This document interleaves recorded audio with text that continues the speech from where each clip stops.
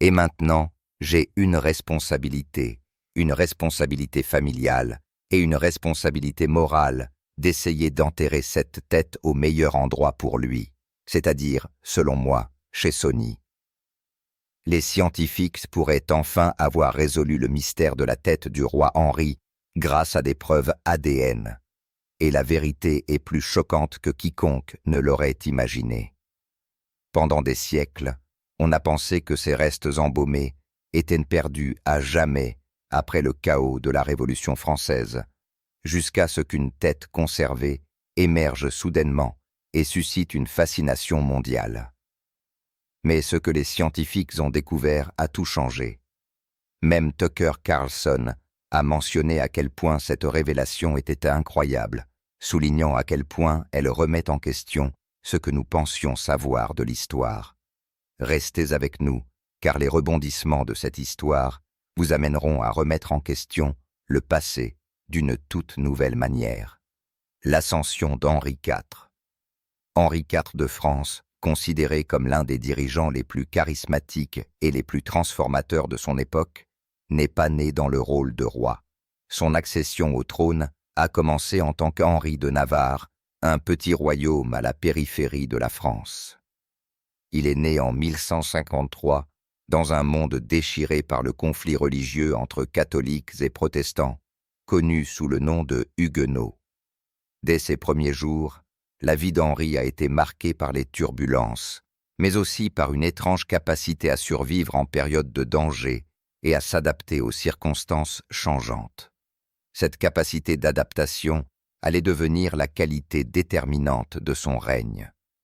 La France qu'Henri a héritée en tant que roi était une terre fracturée, où des familles, des villes et des provinces entières avaient été dévastées par des décennies de guerres de religion. Les armées protestantes et catholiques s'affrontaient violemment, laissant la campagne jonchée de villages en ruine et la population lasse des effusions de sang. Henri lui-même avait été élevé dans la religion protestante et avait combattu aux côtés des Huguenots. Mais lorsque son chemin vers le trône de France s'est ouvert, il s'est rendu compte qu'il était confronté à un problème impossible. La majorité de la France était catholique et l'idée d'un roi protestant était inacceptable pour nombre de ses sujets. Pour assurer sa couronne et apporter la paix au royaume, Henri prit une décision qui allait résonner à travers l'histoire. En 1193, après des années de guerre, Henri se convertit au catholicisme.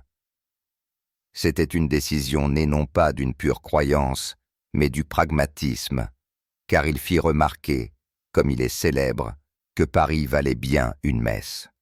Cette simple phrase révélait l'essence du règne d'Henri, une volonté de compromis au nom de l'unité et de la stabilité.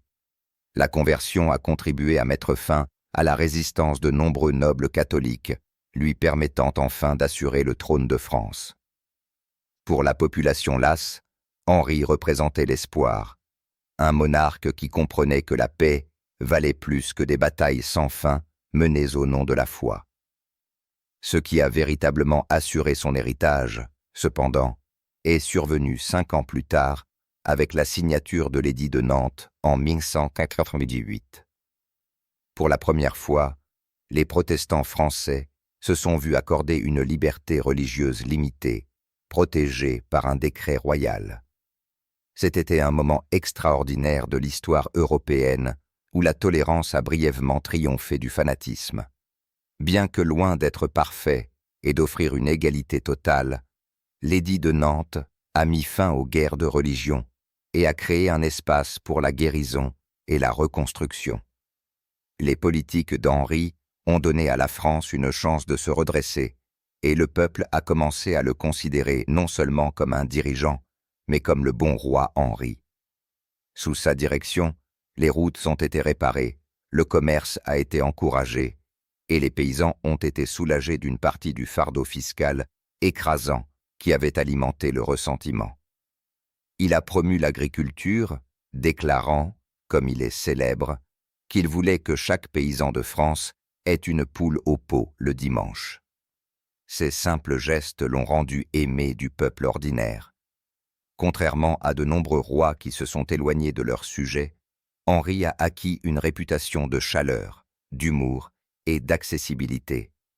Il ne se contentait pas de régner depuis un palais doré, mais il parcourait son royaume, écoutant les doléances et montrant un côté humain rarement associé au monarque. Le règne d'Henri ne portait pas seulement sur la paix intérieure. Il a jeté les bases de l'ascension de la France en tant qu'État européen puissant, renforçant l'autorité de la monarchie tout en équilibrant les factions rivales qui avaient autrefois déchiré le pays. Sa vision était celle d'une France qui pouvait prospérer non pas par une guerre sans fin, mais par la stabilité, l'unité et l'équité. Pourtant, malgré tous les progrès qu'il a accomplis, son histoire ne se terminerait pas dans la paix. Les qualités mêmes qui l'ont rendu admiré, en particulier sa volonté de tolérer les protestants, allaient également faire de lui une cible. Des ennemis se cachaient dans l'ombre, attendant leur heure. L'histoire d'Henri IV ne porte pas seulement sur son ascension au pouvoir et les politiques qu'il a mises en œuvre, mais aussi sur les mystères qui l'entoureraient longtemps après sa mort. Son règne a été un triomphe du pragmatisme sur le fanatisme. Pourtant, le revirement tragique qui l'attendait allait faire en sorte que son héritage porte à la fois la lumière et les ténèbres. Ce qui est arrivé à Henri après son assassinat et le sort bizarre de ses restes allait se transformer en l'un des mystères royaux les plus étranges de l'histoire de France. Et cela commence par le jour où son règne a pris fin brutalement et violemment, un assassinat choquant. Au début des années 1600, Henri IV avait assuré son trône, guéri un royaume fracturé et gagné l'affection de son peuple d'une manière que peu de monarques avaient jamais connue. La France, autrefois déchirée par la haine religieuse, vivait un rare moment de paix. Mais cette même paix forgée par ses compromis et sa tolérance l'a rendu dangereux pour les extrémistes des deux côtés de la division religieuse. Les politiques de réconciliation d'Henri et son édit de Nantes, accordant des droits aux protestants, ont rendu furieux de nombreux catholiques intransigeants qui estimaient qu'aucun compromis ne devait être fait. Les graines de sa chute étaient déjà semées, alors même que sa réputation de bon roi Henri se renforçait. Le 14 mai 1110, Henri IV se rendait dans les rues de Paris dans son carrosse.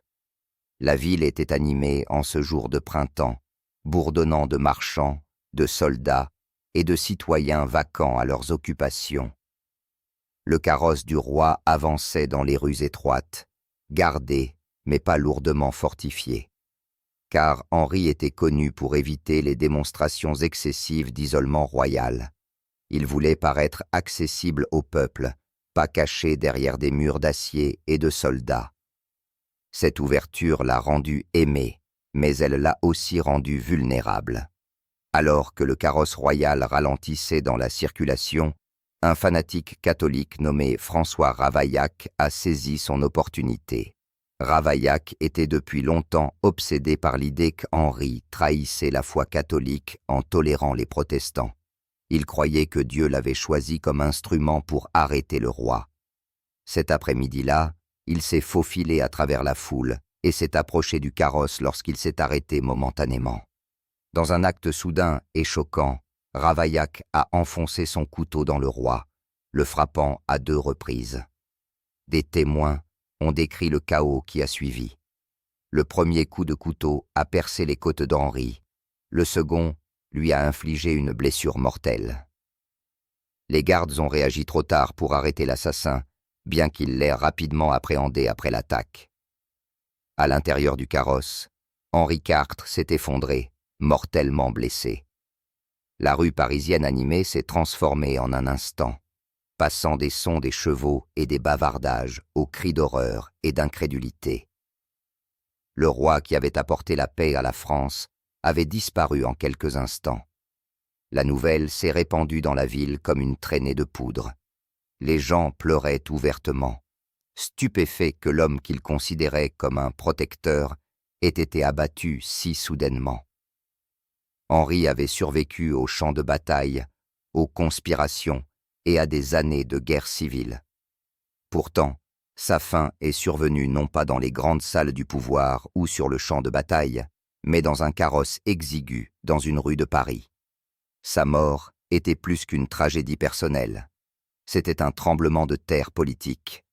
Ravaillac a été traîné en garde à vue, interrogé et finalement exécuté avec une brutalité extrême. Mais punir l'assassin n'a pas suffi à apaiser le chagrin. Pour beaucoup en France, le meurtre d'Henri était une blessure qui ne guérirait jamais complètement. Il avait été le pont entre deux côtés d'un pays divisé. Et maintenant, ce pont était détruit. Son jeune fils, Louis XIII, lui a succédé, mais le garçon n'avait que 8 ans, trop jeune pour assurer la stabilité dont la France avait désespérément besoin. Le pays était à nouveau confronté à l'incertitude. Le corps d'Henri a été embaumé et enterré à la basilique de Saint-Denis, le lieu de repos traditionnel des monarques français. Là, sous les plafonds voûtés de la nécropole royale, on pensait que son héritage serait honoré pendant des générations. Mais le destin en avait décidé autrement. Plus d'un siècle plus tard, pendant le chaos de la Révolution française, sa tombe, comme celle de tant de rois, serait profanée. Ses restes embaumés ont disparu dans la violence révolutionnaire, et à partir de ce moment, le mystère du dernier lieu de repos d'Henri a commencé. L'assassinat choquant d'Henri IV n'était pas la fin de son histoire. À certains égards, ce n'était que le début. Son règne avait été marqué par la tolérance et la réforme, mais sa mort a de nouveau cédé la place au fanatisme et au bouleversement. Des siècles plus tard, l'étrange récit de ce qu'il est advenu de ses restes allait susciter des débats parmi les scientifiques, les historiens et même les experts légistes. Le roi qui s'était embattu pour l'unité de son vivant allait devenir au moment de sa mort le centre d'un mystère qui hante encore la France. Révolution et profanation. L'assassinat d'Henri IV en 610 avait ébranlé la France jusqu'à la moelle. Mais son corps embaumé a été soigneusement placé dans la basilique de Saint-Denis, le dernier lieu de repos des rois et reines de France. Pendant des siècles, sa tombe a reposé parmi les monuments scintillants des Capétiens, des Valois et des Bourbons, un symbole de continuité et de tradition. Les visiteurs pouvaient se promener dans la nécropole et voir où reposait le bon roi Henri, un rappel du souverain qui avait apporté la paix à un pays divisé. Sa mort avait été violente, mais sa place dans l'histoire de France semblait assurée. Cette illusion s'est brisée près de 200 ans plus tard, lorsque la France elle-même a été plongée dans une révolution qui cherchait non seulement à renverser les rois, mais aussi à effacer leur mémoire. À l'été 1789, la Révolution française battait son plein.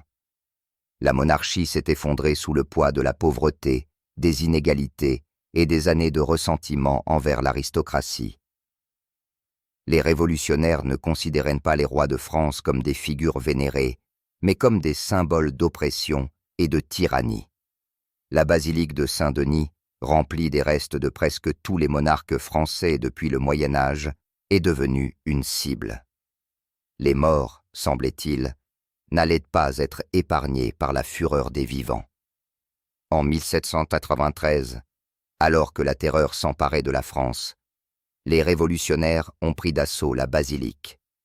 Ce qui a suivi a été l'un des actes de profanation les plus choquants de l'histoire européenne. Les cercueils ont été ouverts de force, les restes momifiés traînés à la lumière, et les corps des rois et des reines jetés dans des fosses, les crânes et les os dispersés, les sarcophages détruits, et des siècles d'histoire soigneusement préservés, réduits au chaos. Pour les révolutionnaires, c'était la justice contre des siècles de monarchie. Pour les générations futures, c'était une tragédie culturelle indescriptible. Les restes d'Henri IV n'ont pas été épargnés. Son corps embaumé, autrefois soigneusement conservé, a disparu dans le bouleversement. Des témoins ont affirmé qu'il avait été jeté dans une fosse commune avec d'innombrables autres, son dernier lieu de repos perdu à jamais. Certains récits suggéraient que des morceaux de son corps avaient pu être volés comme reliques par ceux qui l'admiraient encore, tandis que d'autres pensaient que ses restes avaient été complètement détruits. Ce qui est certain, c'est qu'à partir de ce moment, personne ne pouvait dire avec certitude où reposait Henri IV. Le bon roi était devenu une autre victime de la rage révolutionnaire. Pour les historiens, la profanation de Saint-Denis reste l'un des épisodes les plus douloureux de la Révolution. Des siècles d'histoire royale ont été effacés en quelques semaines. Les corps qui avaient survécu aux guerres, aux épidémies et aux luttes dynastiques ont été dépouillés de leur dignité. Il ne s'agissait pas seulement de chasser les rois du pouvoir, mais d'effacer leur mémoire même du sol français. Ironiquement, cette tentative d'enterrer le passé de la monarchie allait créer l'un des mystères les plus étranges de l'histoire de France, la recherche des restes perdus d'Henri IV. Au fil des ans, des histoires ont circulé sur des reliques prélevées dans les tombes. Certains parlaient de gardes ou de révolutionnaires empochant des crânes ou des os. D'autres chuchotaient que des sympathisants avaient secrètement sauvé certains restes et les avaient cachés. Dans le cas d'Henri IV, des rumeurs laissaient entendre que sa tête embaumée avait survécu, emportée avant que la destruction ne soit complète. Mais avec tant de confusion, d'exagération et de rumeurs, personne ne pouvait prouver ce qui s'était réellement passé. Ce qui restait était une question ouverte. Où était Henri IV? Pour un homme dont on se souvenait pour avoir comblé les fossés, pour avoir apporté la paix par le compromis. Il était obsédant que même dans la mort, son corps n'est pas la paix. La Révolution l'avait transformé d'un monarque avec une grande tombe en un fantôme de l'histoire, un roi sans tombe. Et pourtant, l'histoire ne s'est pas arrêtée là. Des siècles plus tard, une affirmation extraordinaire allait émerger. En 2010, des chercheurs ont annoncé qu'ils avaient retrouvé la tête conservée d'Henri IV, gardée cachée pendant des générations. La prétendue redécouverte des restes du roi a envoyé des ondes de choc à travers la France et au-delà. Si cela s'avérait vrai, ce serait l'une des plus grandes découvertes archéologiques de tous les temps. Mais comme dans la vie, l'histoire d'Henri IV allait s'avérer bien plus compliquée. La tête émerge. Pendant plus de 2 siècles, après le chaos de la Révolution française, le sort du corps d'Henri IV a été l'un des grands mystères non résolus de la France. Ses restes embaumés, autrefois déposés dans la basilique de Saint-Denis, avaient été emportés par une vague de fureur révolutionnaire. Les érudits supposaient qu'ils étaient perdus à jamais. Pourtant, en 2010, une affirmation étonnante a ébranlé le monde de l'histoire et de la science. Une tête momifiée conservée a fait surface, et les experts ont cru qu'elle pouvait appartenir à Henri IV lui-même. La nouvelle a fait les gros titres à travers l'Europe et au-delà, déclenchant un tollé d'enthousiasme et de controverses. On disait que la tête était passée entre les mains de collectionneurs privés pendant des décennies, gardée cachée du public. Sa survie à elle seule était remarquable. Alors que la plupart des restes royaux avaient été détruits ou dispersés pendant la Révolution, cette relique avait apparemment été sauvée, conservée, puis oubliée, pour ne réapparaître qu'au XXIe siècle. Des spécialistes de la médecine légale et des historiens se sont rapidement mis à l'examiner, déterminés à vérifier s'il pouvait vraiment s'agir de la tête perdue depuis longtemps du roi bien-aimé de France. À première vue, les preuves étaient convaincantes. La tête était remarquablement bien conservée, avec des traits qui semblaient correspondre au portrait connu d'Henri IV. Le nez proéminent, la moustache touffue, même l'expression perçante, semblait étrangement familier. Des spécialistes ont souligné des détails qui correspondaient au récit de la vie du roi. Il y avait une blessure cicatrisée au-dessus de la lèvre, correspondant à une blessure qu'Henri avait subie au combat. Il y avait aussi une oreille percée, ce qui suggérait qu'il avait peut-être porté une boucle d'oreille, ce que l'on sait d'après les représentations contemporaines. Le processus d'embaumement, lui aussi, semblait correspondre à ce qui était décrit dans les documents du XVIIe siècle. La tête présentait des traces de produits chimiques d'embaumement et même des restes de gaz d'embaumement. Pour de nombreux observateurs, ces détails rendaient l'identification presque certaine. Les journalistes ont rendu compte de la découverte avec un enthousiasme à couper le souffle, proclamant que l'un des plus grands mystères de la France avait enfin été résolu. L'idée que la tête d'Henri ait survécu à des siècles de bouleversements a captivé l'imagination du public. Le peuple français, depuis longtemps fasciné par son passé royal, a été captivé par l'idée que le visage d'Henri IV avait été retrouvé. Les musées et les érudits ont débattu de ce qu'il fallait faire si l'identification s'avérait exacte. La tête serait-elle rendue à Saint-Denis et réenterrée avec honneur? Serait-elle exposée comme une relique de l'histoire? Ces questions sont restées en suspens alors que l'enquête sur son authenticité s'est approfondie. Pourtant, alors même que l'enthousiasme grandissait, des doutes ont commencé à émerger. Certains experts ont fait valoir que les preuves, bien qu'intrigantes, étaient circonstancielles. Les portraits, après tout, ne peuvent en dire autant. Les traits comme les cicatrices et les piercings, bien que suggestifs, n'étaient pas concluants. Et puis, il y avait la question troublante de la provenance. Où la tête avait-elle été toutes ces années? Qui l'avait conservée? Et pourquoi n'avait-elle pas été mise en lumière plus tôt? L'absence d'une chaîne de traçabilité claire soulevait des questions qui ne pouvaient être facilement écartées.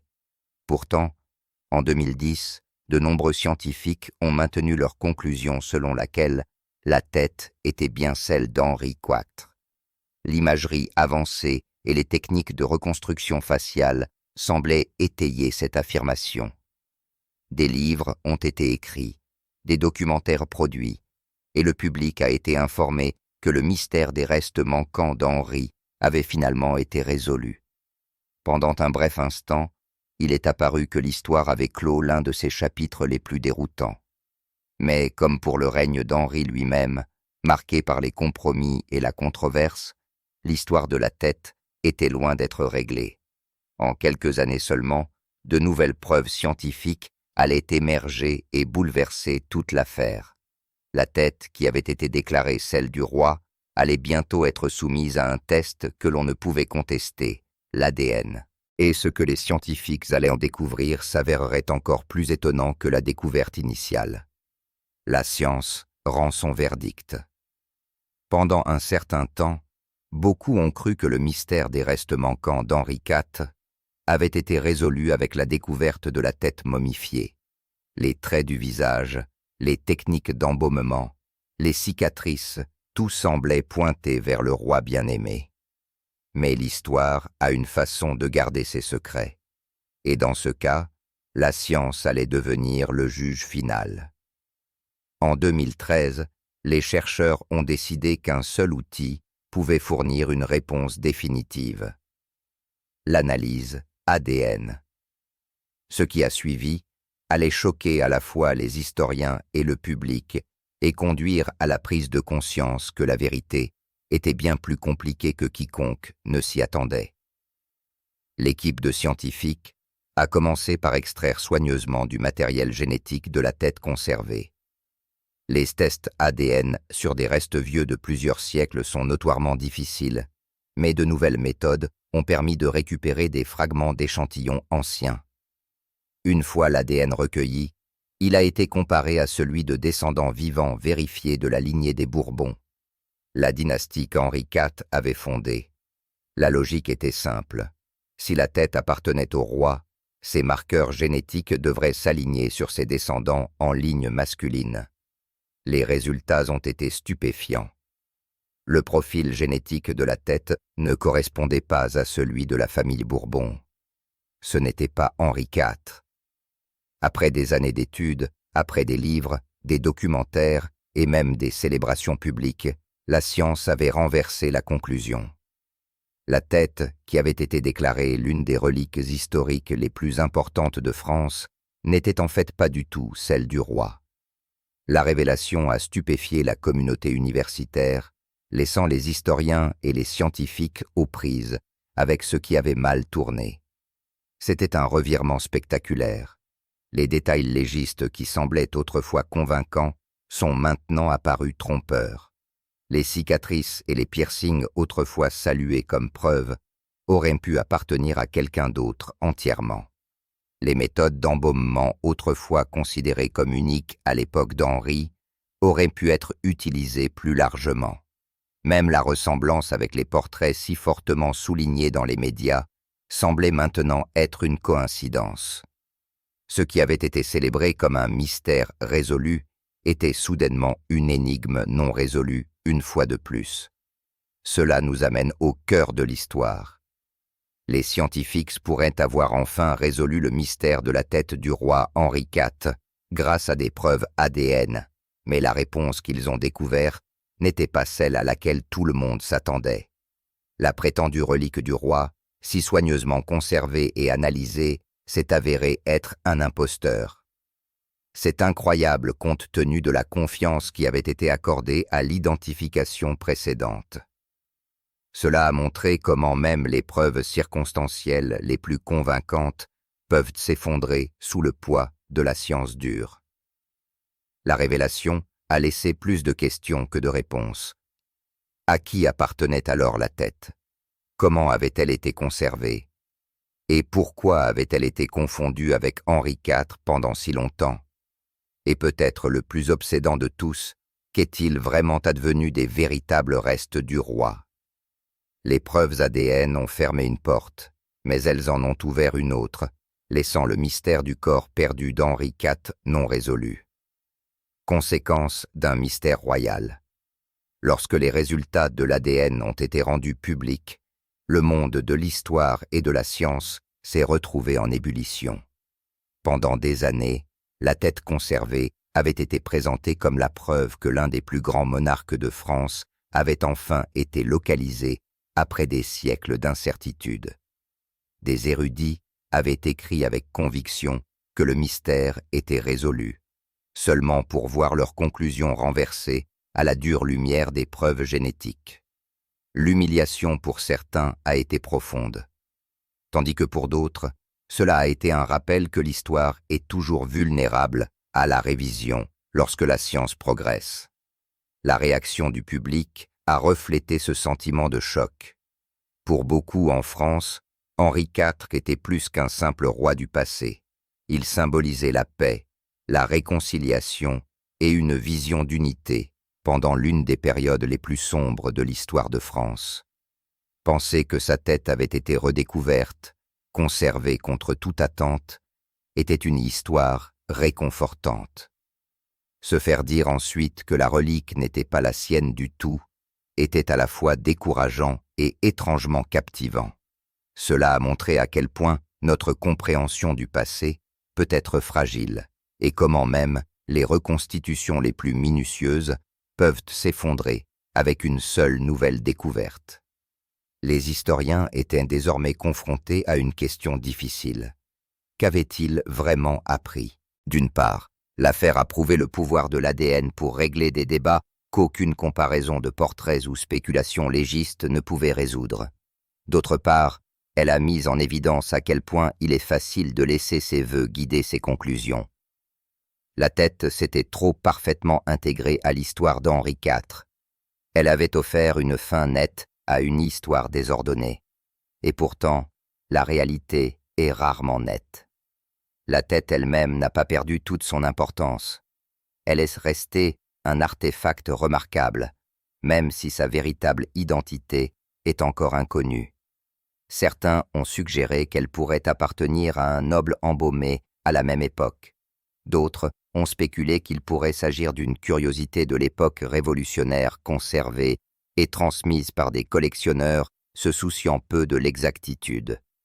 Quelle que soit son histoire, la tête avait forcé une nouvelle discussion sur la façon dont nous gérons les reliques, les mythes et la ligne floue entre le fait et la légende. Quant à Henri IV, le mystère de son dernier lieu de repos perdure. Son corps embaumé, autrefois conservé avec honneur à Saint-Denis, a disparu pendant la Révolution et aucune trace n'a été identifiée de manière concluante depuis lors. Quelque part, peut-être, des fragments subsistent dans une tombe oubliée. Ou peut-être que ces restes ont été entièrement détruits lors du bouleversement de 1593. Ce qui est certain, c'est que plus de 4 siècles après sa mort, le roi qui rêvait d'unité échappe encore à la clôture et à la mort. Et ainsi, l'histoire se termine comme elle a commencé, avec des questions plutôt que des réponses. Les scientifiques pourraient avoir enfin résolu le mystère de la tête d'Henri IV grâce à des preuves ADN, mais le résultat nous laisse avec un mystère encore plus grand. Nous sommes amenés à nous interroger non seulement sur l'identité de la fausse tête, mais aussi sur le sort de la vraie. Peut-être qu'un jour, de nouvelles découvertes nous rapprocheront de la vérité. En attendant, Henri IV reste un roi sans lieu de repos. Son histoire s'étendant sur des siècles, inachevée, et hantant toujours les pages de l'histoire. Pensez-vous que les vrais restes d'Henri IV sont toujours quelque part, attendant d'être découverts, ou ont-ils été vraiment perdus à jamais pendant la Révolution? Faites-le nous savoir dans les commentaires.